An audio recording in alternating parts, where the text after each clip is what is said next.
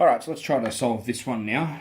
Notice that our coefficient here of x is -3, which is an odd number. So in terms of difficulty, the previous question where we would halve and square an even number, which is quite simple, it's a little bit trickier when we're doing it with an odd number.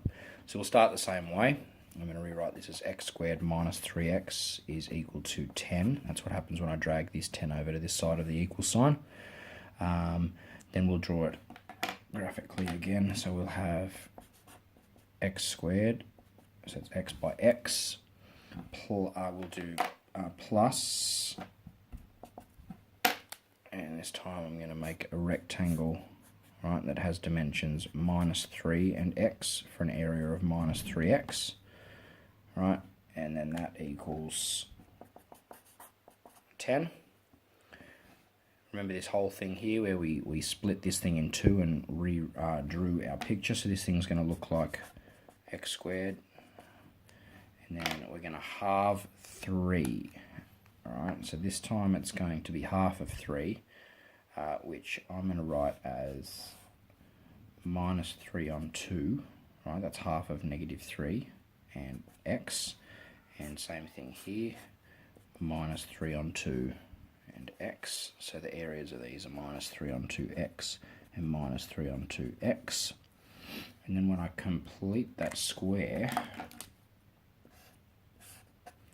right, this has a dimension of -3 on 2 and -3 on 2. When I multiply those two together, and you'll use your calculator here, you'll end up with 9 on 4. Alright, so of course over this side we've already got our 10, and I need to add my 9 on 4 over here.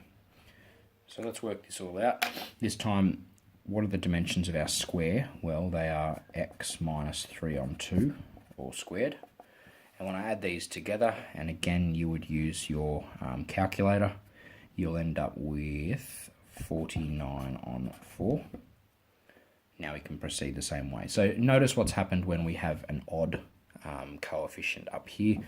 We end up with some fractions involved. When you have the even ones, you don't. You end up with whole numbers. But with odds, you'll always end up with fractions. So going from here, we're going to take the square root of both sides, all right, which leads us with x minus 3 over 2. Now, the square root of 49 is 7, and the square root of 4 is 2, so we'll end up with 7 on 2. And of course, don't forget the plus or minus version, and you can confirm that 7 on 2 times 7 on 2 is equal to 49 on 4. But also that -7 on 2 and -7 on 2 is also the same thing. So from here, we've got that x is equal to, now I'm adding the 3 on 2 over to this side, so it'll be 3 on 2 plus or minus 7 on 2. So this will lead to two solutions, being 3 on the plus version, so it'll be 3 plus 7, so 10 on 2, so 10 on 2, which is 5. And the other one is the subtract version, so that's 3 take 7, which is -4 on 2, which gives us a solution of -2. Alright, what does that look like without this, this sort of graphical representation? We'd have x squared minus 3x minus 10 is 0. Add the 10 to both sides, you get x squared minus 3x equals 10. We're going to halve this and square it. So half of -3x is -3 on 2, and when you square it, you get 9 on 4. Add that to both sides. This thing here will be x minus 3 on 2 squared equals 49 on 4.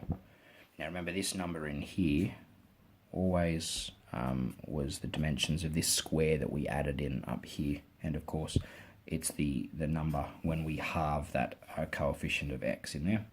Take our square root, we end up with x minus 3 on 2 is equal to plus or minus 7 on 2. And then of course we're back at this stage here, which gives us solutions of 5 and -2. Let's take it one step further and look at another example which is a little bit more complicated again. So we'll look at a non-monic version. So let's try and solve 2x squared plus 3x I'm going to start a new video.